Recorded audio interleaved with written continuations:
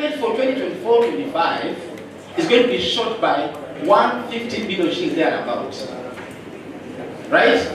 Now the implication of that is as follows, and I've got bad news for people in Parliament and the Executive, is that when you have a lower baseline of revenues less by 150 billion for 2024-2025, the growth for 25-26 is subdued by a similar amount. So when the budget books came to Parliament the other day, I'm sure you know, they were tabled.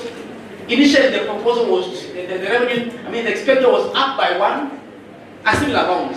So as we speak, we're in the process of reducing, and that's why perhaps I want to go back, reducing the budget by about 150 billion shillings across all MDS. So there, in terms of your programs as a HANSARD, Senate and National Assembly, PJS, Parliament is going to perhaps suffer. We're cutting across all the ministries. That is the bad news, but that's how the economy, operates. That now led to perhaps the Treasury in their thinking to come up with a bill that is very, very modest. To just do a clean up and see that you allow people, that the issue of pension becoming tax deductible, investment deductions to private sector, just to allow people to produce. And then in the long run, we believe that we collect revenues. Now, so the budget office basically is an advisory body of Parliament to advise members and committees of the House and the public on matters economic. And when I was coming, I just thought perhaps you sit at a very pivotal point. Assuming, and at least do you remember this, an amendment was moved on the floor of the House in the Senate Committee of Supply. And often, sometimes, the chair of the Budget Committee is amending a program, items within a program. Are we together? So the program figure doesn't change. And this applies to counties as well. So the program figure of 10 billion does change. However, in that program, say water harvesting can be given a bulk amount of money like 10 billion shillings. But because of affirmative action, in that water harvesting program, you have to put a billion shillings for Thwake Dam, which does not appear. So when you appropriate and put the question, you will see Thwake Dam appearing. Right? So an amendment was moved on the floor of the House. Treasury took the HANSARD report from you guys. Still, you remember? Okay, we can't see anywhere where the House resolved that out of the water harvesting 10 billion shillings, 1 billion was supposed to go to Thwake Dam. See what happened? Because I don't even know now the source, Steve. I don't know how now, whether you have a set or deposit of information for HANSARD or even for the Senate, I'm not very sure. Because they provide a HANSARD report, which I think what Sheldon was talking about, which wasn't correct. Because they were asking, give us the report which was showing that even if the program figure was remaining, we want to see Thwake Dam say of which Kenya shillings 1 billion. So I think I went to Steve and somebody else and we were able to get the information. So please, I think as you do this work, you hold a very important point in terms of custody of factual information, including all PFM. 90% probably of the court cases in Parliament, what will tell you, are PFM related. So unless we keep our records well, and even enhance access, because I don't know how come they got a wrong HANSARD document in Treasury compared to what we got. So doing it had to stamp, clerk had to endorse that these are true record of the House. So please, as you proceed, also don't get yourself into minefield of, you understand? There's a very thin line. Assuming you get a wrong clerk, for instance, and pose this question, I want to be honest, I think the older ones, like chair of session, the older ones, assuming today an issue came up concerning, a litigation issue, for instance, that the House record is correct, but you're being told by your boss, for instance, the accounting officer, let me just theorize. Change. What will you do?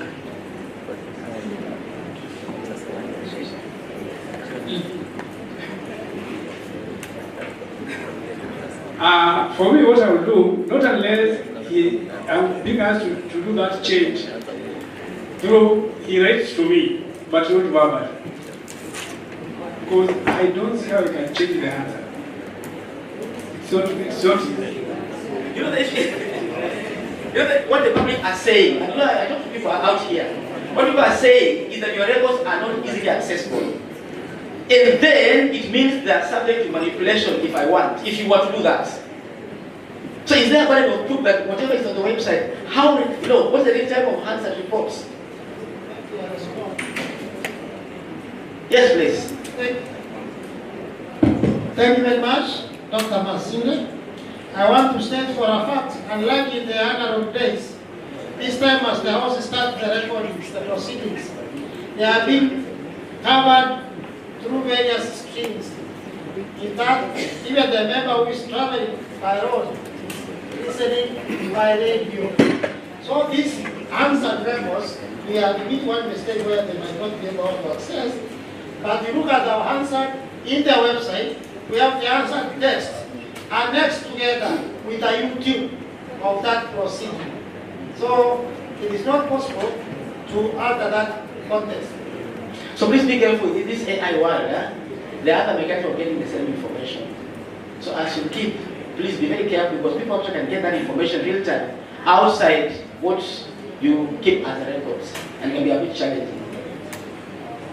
So my issue is that you have a special role in accountability of budget decisions as it were, and I have a problem in committees probably. And I think we need also to one, build capacity, number two, also interface with, because like now in the Budget and Appropriations Committee, Senate Finance Committee, the issues are fairly technical, right? And often than not, a member can just dispute a figure or program, and you go around, and probably unless the HANSARD person was very careful, very clear in terms of consoling the input of what members are suggesting, it becomes a problem. And it's happened actually in the last Budget and Appropriations Committee, where the chair for water appeared before the committee and said, you know what, I never said you can't mine from this area. When you don't have the HANSARD report, probably at that point in time there are specific challenges. So please, we want to build capacity, number two, be a bit vigilant in terms of the works, especially in those money committees. Money committees are very important in terms of keeping the records safe and ensuring that it's actually done appropriately.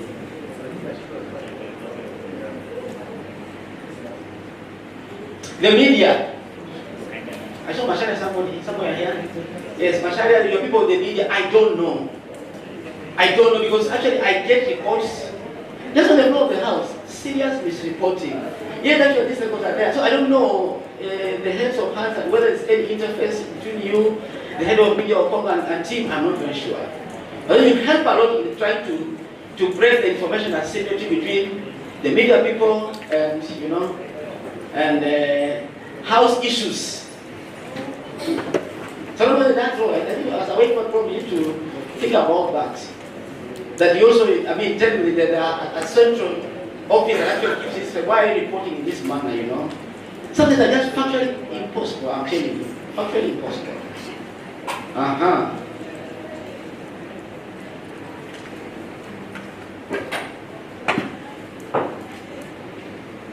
So these things are in Article 201. From a financial accountability perspective, transparency, public access. You cannot achieve Article 201. It says there shall be public participation in all public financial management matters. Kila kitu ya pesa, you must have public participation. But how do you ensure public participation without access to information and records? Right? That's number one. Number two, it enables members, of course, of Parliament to be able to, make proper decisions, enhance public engagement. And citizens as well are becoming very, very litigious. So we need to be sure that this information is provided.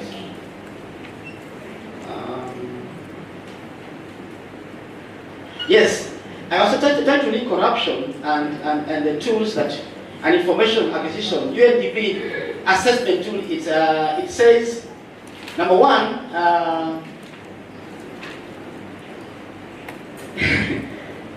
Parliamentary corruption is a monster, and it means human development. And I think you should get this point and see the issues that concern Parliament, which I don't want to really dwell on because I wasn't part of this. I'm not sure whether this evidence Whether Kenya was part of the case study, I'm not very sure.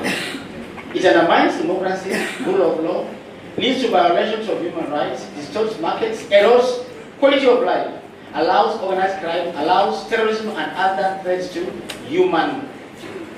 And then it says, corruption diverts 5% of global gross domestic product to and other areas. So if you take 5% of our GDP, is how much? It's 19 trillion. So just say 5% of 19 trillion, and you see the impact of corruption within the legislature based on these reports. That's going to allow me to move faster, please. Yes. You know, I'm just trying to challenge you, because now I'm trying to imagine HANSARD 5 years, 10 years from now. Probably you need to engineer your process as well. Number one is to, and these are the heads of HANSARD, heads of people in this room, is to try and recalibrate your structure. Because I think traditional reporting is slowly ending. I don't know whether I'm wrong. Traditional reporting is ending. Right? How about packaging your information to make the system, make it user-friendly, other just opening an NT3 report all the way up to now? Is there a way we're innovative enough to enhance accountability and good governance by doing some sort of, I'm not sure whether it's research or packaging information, perhaps to give me, I'm looking, forget about the dates, because your HANSARD, I think, runs on dates. Is it dates and sitting dates? Topics. So if I'm asking you, give me HANSARD report since 1963 on computer supply, will I get it? Can it pop up entirely from 63 to date? Whatever time. Available. So are the HANSARD records based on thematic areas? Let's be honest. Are they based on thematic areas? So the flow is based on the house proceedings, right? Is that true? But I'm saying, why don't you also try to imagine and sit down and do some sort of research? But somebody doing research on what? Say community of ways and means, right? I want to do a research on community, the manifestation or say the finance bill and tax law since independence, doing a proper stock checking and doing research. It becomes, but actually it becomes a bit difficult if I go to your records and I'm honest. Correct, sometimes I'm also being educated. Yes, Steve. Oh, actually, we have a digital library where you can search thematically, you can search by committees, you can search by topics, you can search. If you go to our website, you see a link for library, top right. From there you can search whatever you want. The question, colleagues from outside Parliament. No, you understand, man. That's why I sit in Parliament. Are you seeing Steve? And actually, it's difficult to find that data. So what about him now? Yeah, I'm going to India, he's trying to look for some information. I don't think, yes. I think that question, the answer that you are looking for, we'll get it when India now procures what I have requested to procure for us. What is that? The AI solution that I proposed there. Because now with AI, it's able to give you exactly what you want. If you tell it, give me all the motions that have are concerned, for example, with what do you call this? Abduction of Kenyans, extrajudicial killings. It will give all of them, is depending on the parameters you have set. If you say from 1999 to 2009 or to 2020, it will give you all that because it is able now to scour the whole database in a few seconds and give you that information. Without getting on that, because structure delivers strategy, right? So as you sit here, you know, in your own, where you come from, try and look at whether that structure of HANSARD itself attempts to see what he's saying. I'm not shy of saying that it is high time perhaps your departments also get some ambient research without necessarily getting the minefield of such department. You know, just think beyond their usual records as they appear. To help now, you know, public, and Article 201 of which says there shall be public participation. I cannot participate in public issues without information. Right now, for parliamentary budget office, people are going to, and I'm sure your colleagues are going to the counties now. When you go to a development of a county, I'm telling you, even treasure themselves, they want to see the projects in that county. And until the moment you open up that information to scrutiny, you'll be surprised. Yesterday, who comes from Samburu? Anybody from Samburu? And don't watch me, eh? We tried to go through the budget books, the project list for Samburu County. We only found 2 projects. And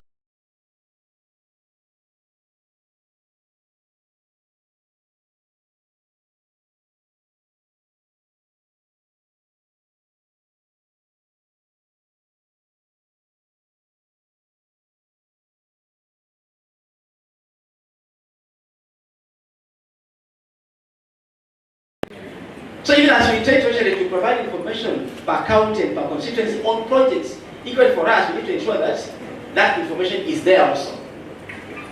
So when you go to projects, so let's Samburu, because I'm going to ask, what is it there for us, for national government? So this thing of transparency is becoming very important. I think you also have to think outside the box, that beyond the usual reports you publish, some sort of research. I'm not sure whether you'll be encroaching the minefield of the other departments, but you need to think through, because you have to be relevant in the next cycle.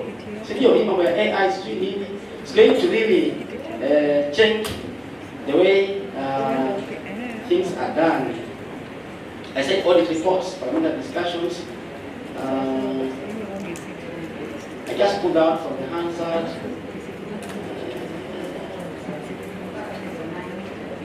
Yes. So I just got 2 major issues. The one I said, of course, we hope that our seniors are accountable, and therefore the test of time will stand in terms of ensuring the information is not changed. And number 2, which he has said, lack of digital platform for access of information and analysis. So I think as we go in your planning, CPO is here. He has so much money with you. I'm not sure why you're not procuring an AI tool for these guys, you know. We have Umetenda, 25, 26. So I think number 2 is important. Number 2 is important because I'm imagining the next parliament and the next county assemblies. Whatever I see on TikTok or these YouTube things are going to change. In my view, so things are going to change. The next phase of members, but I think really the average age of a member of parliament is going to change. Because I challenge for is a potential voter. So to be we need to also be forward looking in terms of that. Digitalization, I talk about that. I think I stop there to perhaps allow just general Q&A. But the challenge is that HANSARD beyond 5 years, you must change how you're doing things. Yes, for PBO, we're looking for a system from Manila to track budget and use Google Maps, saying that today in your constituency, you need to see a live project that's going on and report to members on budget implementation real time. So everybody in this room must look beyond the current scenario. Thank you so much.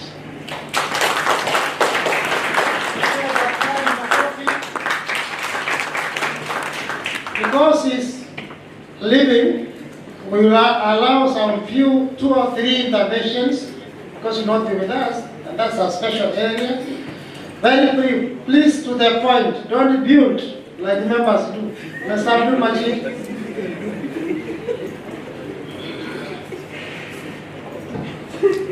Thank you, MC, and I would like to thank Dr. Masinde for that very good presentation. I think I just wanted to make a general comment in answer to the big question that Dr. Masinde has asked, that going forward, why don't we have A, B, C, D, F, G, H? And I think partially I've given the answer. But to be very specific, we have departments in the directorate. One of the departments is called post-production department. Post. Yes, post-production. So we also have a department that deals with processes that can and should be done after we have published the report. One of the processes that most of us are aware of is indexing. Because after we publish online, we need also to do hardcover publishing for the library and etc. So we must do an indexing for that. Then the other area that now we can go into, right now we don't have it, but after your very good presentation, I'm thinking we can have thematic digests, which will now produce topical reports, like you have suggested. If you want to know insights into a certain area, then we can have those reports. However, the rider is, and I wish the finance and accounts people were here, but with you here, I think you are sufficient. The information will get there. We need funding. As a directorate right now, the funding that we get is very little. Most of our functions actually depend on the philanthropy and good-heartedness of the office of the clerk. So maybe going forward, now that this is a very important department and directorate, we need also to, the money must follow the functions. So let us also have that in mind, so that if you want us to deliver in all those areas, remember that those things need funding. Like right now, we are unable to make certain functions work because either we don't have sufficient personnel in those areas, we are even unable to break down, distribute people and say this people should go to this department, and we focus on all those functions. So going forward, we need to put more resources so that we can deliver. Thank you. The next person must be very brief. To the point, please. That's it all. Maybe one here. Last one. Is it possible for the Parliamentary Budget Office to simplify the technical terms that are used as far as money matters are concerned, like tax exemption, zero rated, monetary policy, fiscal consolidation? Because for the people in the profession, they defend that, or they preserve the profession, but for you, you can demystify that, simplify it, even as who are in collaboration with you. When we are reporting, we actually comprehend to the level that you asked us in the beginning. Thank you. Next is Rob. There's none. Samuel. Daktari, unaweza kujibu maswali haya.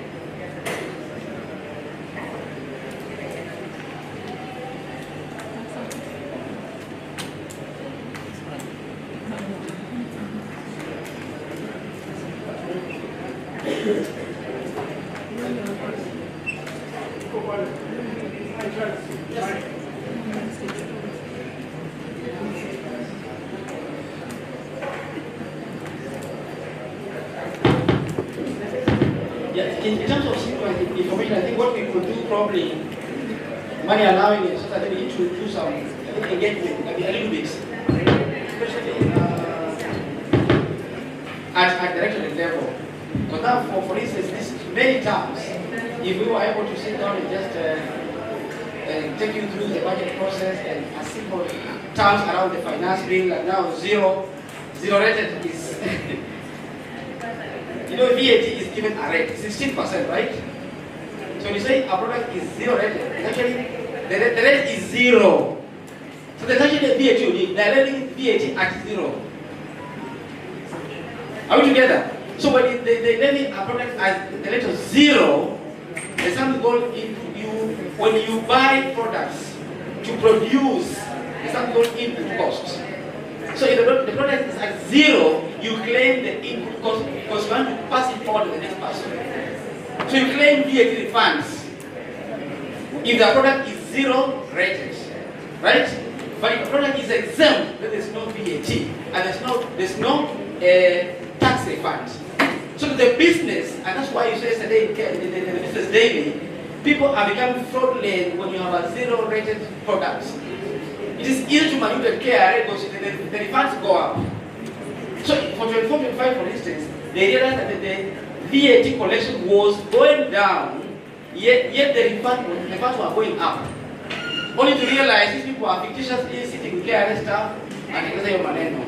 So in the finance bill, I'm not a preacher of finance bill here by the way, what they are doing is to move some of those things from zero to exempt. Then eventually from exempt to rate of 16%. Because essentially some of these manufacturers believe to give them exempt regime, they don't pass the benefit to the consumer. So if you have a good expenditure system where you address all inequities in society by putting money, kama ni shule, it is needless to pay their son or daughter akalipiwa KCPE pia. If there was a way of isolating the needy people in society unawalipia, then we remove everything from zero and exempt and allow expenditure to work because subsidies in Kenya don't work through taxes. They don't pass over to the consumer. I think government has been trying to slowly move to variable rates and then address all problems from expenditure. Orphan children, how was there, all those things. So put money in the pockets of people who need it from a vulnerable society perspective. As opposed to trying to say, I'm giving you a tax exemption of this. It doesn't work anywhere. So I think I agree with you, so Steve Kazi-Kwako. You can, in our board, go and protest for resources in the Senate. When we begin, we come and just take it through a stylized budget process. Simple with simple terms to understand. Then, I think I agree with you, because I think this also touches on resources largely. So I think we need to discuss and move forward in terms of how do you address some of these things, finding gaps among other things. I think I can stop there and share. Thank you so much. Thank you very much, Dr. for your time and also for having made us understand or aware of the implications of what we are doing. And I will appeal to our friends, the media, wherever, that's the media relations officers. They want to confirm information is readily available. They can get it from us. Thank you very much. Now, we want to invite the next presenter. We are pulling all the panels A and B to the last ones we have done. So at this moment, we want to open to an issue we never touched on technology, accessibility and HANSARD reporting. Will be taken through by Dr. Frederick Mbogo, and later we also have Dr. George Gathingi to take us through also digital HANSARD, open data, making parliament information accessible to all. So before I invite our good lawyer, who was looking at the law from the corridors, he is Dr. Frederick Mbogo is a senior lecturer in the Department of Creative Arts and Media at the Technical University of Kenya, abbreviated as TUKI, in Nairobi. His research areas are in the performance for both live theater and recorded acting, as well as in the area of meaning, making, and identity issues.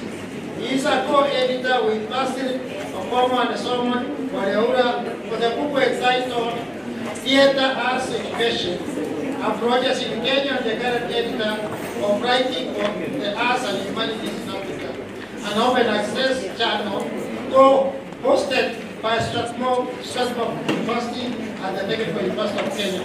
Please join me, welcome our good lawyer, Dr. Frederick Mbogo, to take us through the issue of creative arts. Karibu.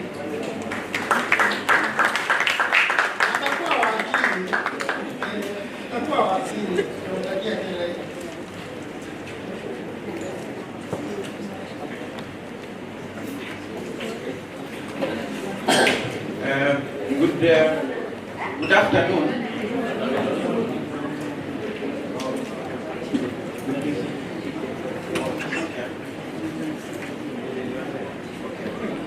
It's coming up. If you're seeing what is there and there, I have faith. You must see. Yeah. I have to apologize first of all because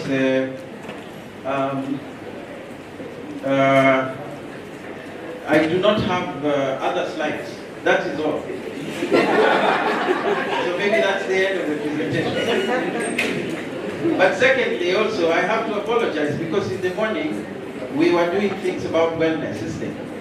Remember closing your eyes and dreaming about a good life? But now I'm coming with these questions and saying, especially for number 2, will AI take your job? I mean, I think people walk around thinking, AI is taking my job, you know? And they go to church and pray against AI. So these are questions which I want you to have as I am speaking. So I hope they can disrupt my speech. I want to make my speech very simple. I want to tell you about my own work and how I experience AI and how I think the work that I do with AI and my fears about AI, what those implications can be for you who works in the HANSARD. Especially because AI is similar in many ways. Now, as I told you yesterday, I teach at the Technical University of Kenya. Okay? Wait, before I go on into that, I want to tell you that in 1999, by the way, I was privileged to be in a play called Millennium Bug. Remember, this is 1999. If you were old enough those days, we were thinking, all of us, that when it hits midnight of 2000, either you will go to hell or heaven, or you know, the world will come to an end. That's what we were thinking. So the fellow who wrote that play played on those fears, and we got funding by the British Council, and we went to perform in Nairobi, from Nakuru, by the way. So this is part of that sort of like fears. I don't know if we have similar fears with AI. You know, I mean, we know that it's going to be there, and it's going to last. It is. So let me tell you about my own work. As a lecturer, what happens is that these days, if you give assignments to students, all of them, even Christians and good Muslims, even Christians and good Muslims, they all use AI. Okay, and it's very sad for me because when I read those assignments, what I discover is that those assignments are bland. They don't show any sort of curiosity. They are the same. Okay, they are very grammatical. Thank you very much, but they are so boring because they're not giving me a context. They are out there. Sometimes they talk like it's a European who has written the paper or the assignment, you know. So I've tried to give more cleverer assignments. Make something more personal. For example, if I want to ask, let's say I'm teaching about, I don't teach that, but let's say I teach the processes of performance. Wait, no, that's boring. How Gymnasi Africa prepares to perform. Do you know Gymnasi Africa? I'm not so bad, you know. That's all. Okay. So if I ask them about that song, I want them to answer me in this fashion.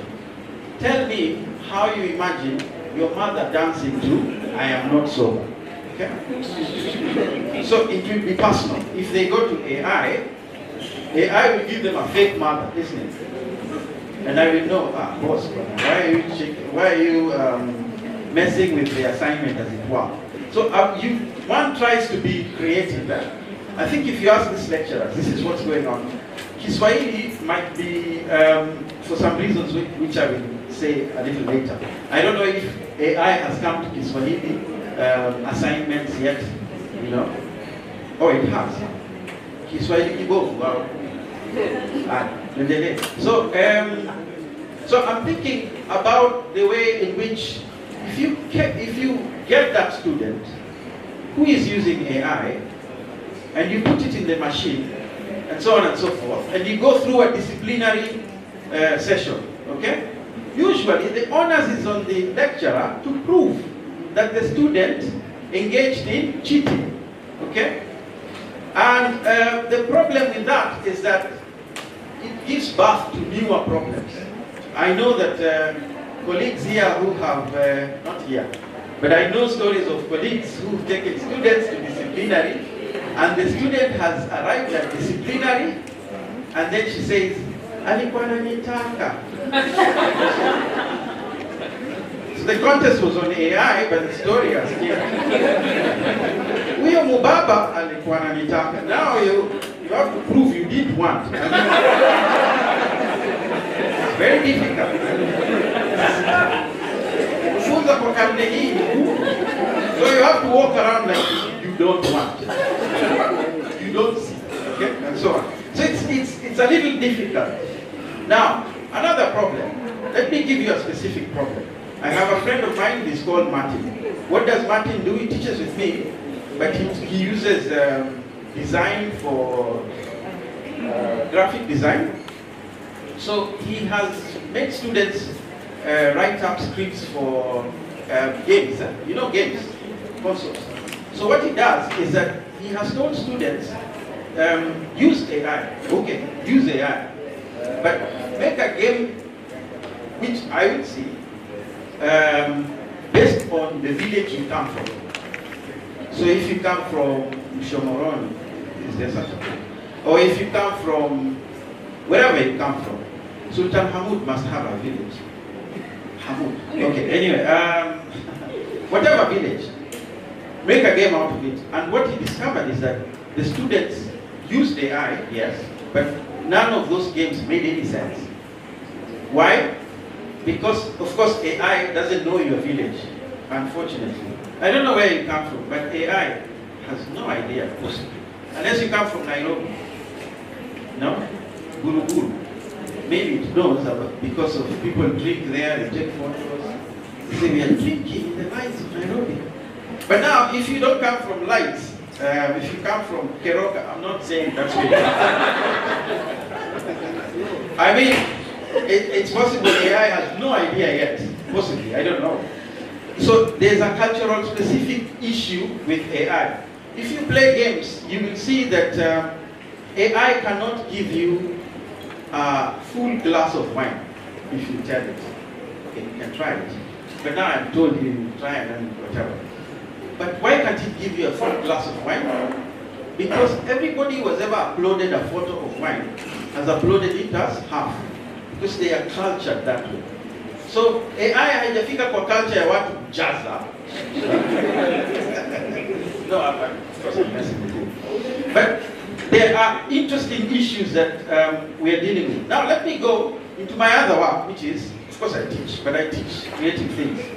So I'm in film, I'm in theater, I'm in those things. And what we are finding in theater and in film is that in things like scripting, what is AI doing? You can script now with AI. You can write a whole script with AI. There's no imagination. You can do that. How is that script going to be? Like the assignments of my students. Right? They're going to end up at disciplinary. Okay? But there are other issues, like in acting, for example. Now, voice, movement, action, AI is coming in there. But the problem is, AI hasn't yet, for example, with the hand, for those of you who care, AI hasn't had its characters holding things with their fingers properly. So it depends on the prompter of the AI. You know about prompting. If you're running the machine and so on and so forth. Now, the interesting part is editing. Now we can cut out sounds, we can bring in sounds, we can compose music, we can take it to the ocean with these sounds. We can do anything with AI when we come with editing. We can make things work. We can make rest be in a movie. Andres has never acted. So she will be, I don't know what she will be, the wife of a king, for example. And then we make this guy the king. And then we put it online, and then it brings problems in society, isn't it? Because, what was this going on? Anyway, but what has this in terms of implications on your own work for the HANSARD? First of all, we are talking about cultural, that AI is culturally removed from you. So some of the things you report on, some of the languages people speak, are not covered by AI. Some of the things people say. Yesterday I had the word Hungarian. I don't know if AI will be able to. I'll give you an example. Where I stay, don't follow me, but unless you're beautiful.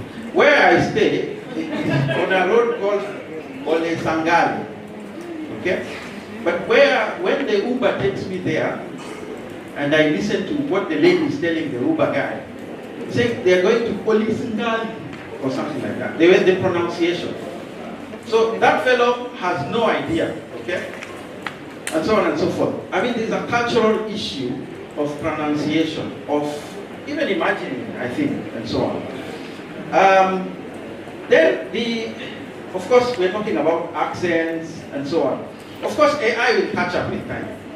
So we should not be afraid of that. But then there's another bigger animal, which is distortion.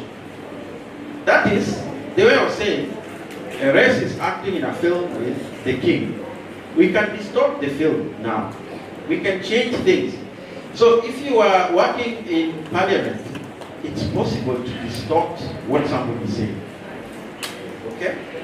So if you have mischief, I don't know if there is mischief in parliament, where parliamentarian A was making particular sense, but there's mischief. You can redirect what he was saying or what she was saying so that she looks stupid or she looks like she doesn't know. Okay? Is that possible? Has it happened in the HANSARD, even the written one? Is it possible? So, how about AI now? Okay? And so on and so forth. Before the bell rings, there will also be a... I mean, I wasn't prompted. So, 3 years. Okay, 3 minutes. There will also be a question of education. I mean, if AI can do something, why are we going to school if the machine is doing for us? Already, for film, people are asking that question. Why should I pay so much money to go to film school if some of the things that they film, whatever. You can see that. But now there's a smaller, bigger problem that AI might introduce a certain kind of laziness. What people call anti-intellectualism. And now, right now, the previous presenter has talked about research, for example. If AI can give you anything, as we were trying to hear, is it possible that at some point people will be so lazy, they don't want to engage, they don't want to do research, they don't want to think, okay? They don't want to imagine, they don't want to reflect. HANSARD is actually, I think, because you're writing, you're using what? 99% intellectual. So if you're going to have a situation where you'll have non-curious HANSARD writers, HANSARD reporters, what's going to happen to us? And now, here's the other point. We were talking about distortion, but there's another matter, for example.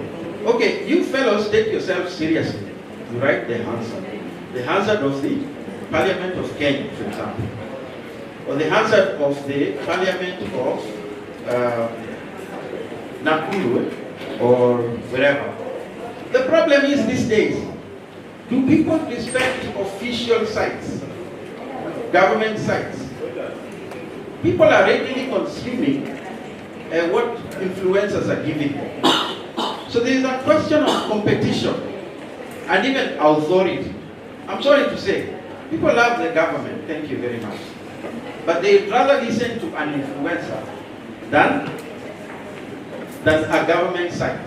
You know, I mean, if you look at the site, you will have all those government emblems and so on. So some people will shy away and want to listen to an influencer. What will happen to an influencer using AI is that they might distort something. Okay? And so, yeah, muliandika kitu kwa roho safi, lakini anaitwaje? Influencer amekuja, amefanya ukarabati. You can sue the fellow, but the damage will have happened. You understand? It will have happened so much earlier. So AI is interesting. It's very interesting. But as you can see, I'm trying to create doubt to your system,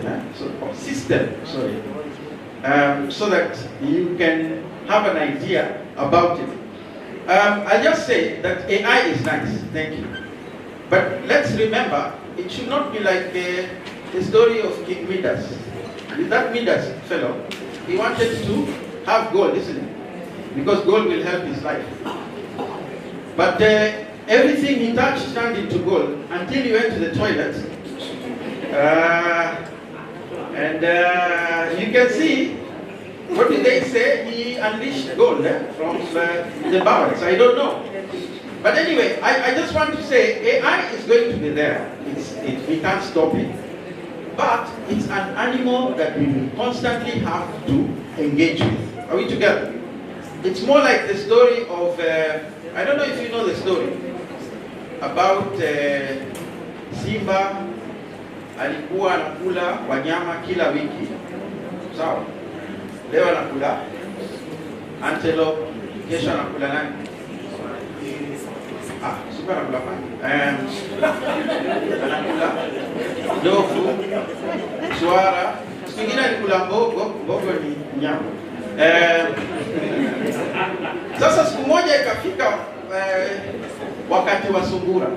Sasa Simba kaenda kwa sungura, akabisha, akamuuliza sungura, "Halo, nimekuja ili nikule wewe, ni vipi yako leo, ninataka kukula.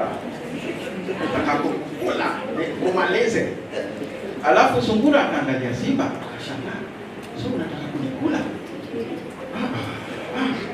Okay, excuse me. Let's do a deal. Give me 5 minutes. So sungura akarudi kwa nyumba yake, akaingia. Alafu akaangalia, akaanza kazi, akavunja meza, akavunja vitanda, akafanya vumbi, akaleta ukuta chini, akajaribu. Simba anaangalia huko nje, anasema, nini inaendelea? Okay, alafu sasa sungura akakuja akaambia Simba, "Sasa unaweza nikula. Nimekuja, unaweza nikaranga ama nakula roho ama vipi?" So, hii kula roho sahabu. So, watu wana. So ndio huyo Simba kauliza sungura, "Ulikuwa unafanya nini?" Ndio akaambia Simba, "Unajua, mimi sitaki watu wapite hapa waseme kula tu bure. Lazima niwaonyeshe ni fight." Yani sikukulwa tu. So, similarly, if you're thinking of AI as an animal, you constantly must engage it. Don't just fall flat. Thank you.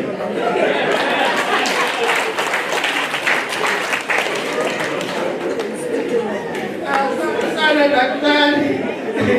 Je, ni kukulwa au kuliwa? Tafakari hayo. Asante sana.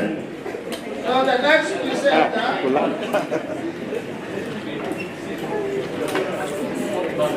Okay. We want to call the next presenter before then we embark on the issue of the panel.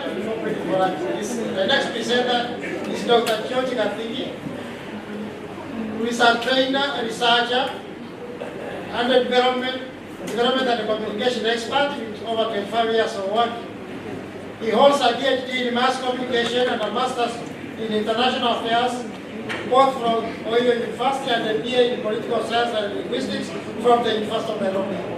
He has consulted for public institutions, civil societies, and regional bodies in diverse industries in the areas of capacity building, programs, implementation, action, research, monitoring and evaluation.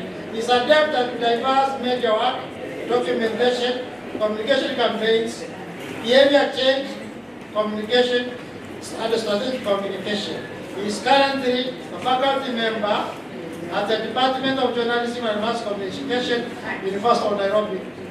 He has previously held teaching positions at Hampshire College in Ames, Massachusetts, and Ohio University, Athens, Ohio, USA.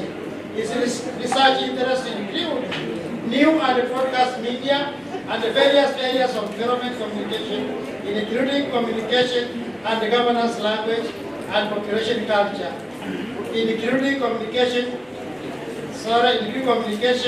and governance language and popular culture. That's the bio for the good professor. Please join me to welcome Professor Gatiki to come and take us through the other aspect of technology and accessibility in terms of HANSARD reporting from a digital perspective. Very good at that. And let me hope that there are no people here who are holding the certificate written in Nairobi University. That's the issue I was saying. There are those people with they and others with Nairobi University. So Karim Daktari. Thank you very much. My topic is blockchain technology, HANSARD reporting. My apologies because I came after a theater person, so there's probably not going to be a lot of acting and jokes, but I will try my best.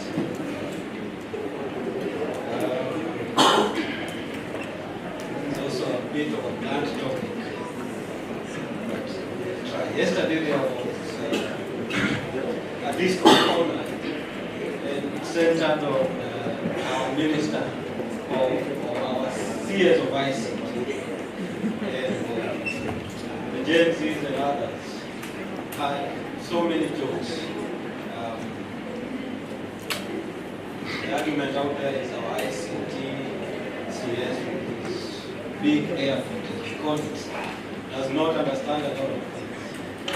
So I'm sure you saw some of those jokes. When he was told there was a virus in a computer, he said that should be said.